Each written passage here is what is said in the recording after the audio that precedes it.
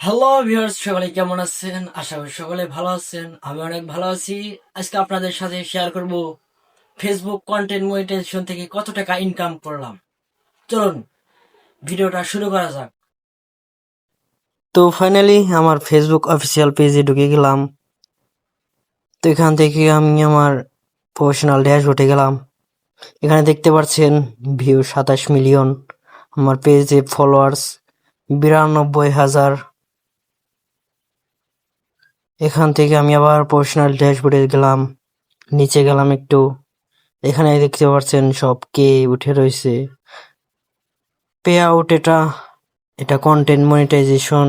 এখানে চাপ দিলাম, দেখতে পাচ্ছেন আমার $201.55, মানে $201 ইনকাম হয়েছে। এখানে আমার রিলসে ইনকাম হয়েছে $197। স্টোরি থেকে $3 ইনকাম, ফটো থেকে 48 সেন্ট, আর বাকিগুলা ইনকাম হয় নাই বেশি।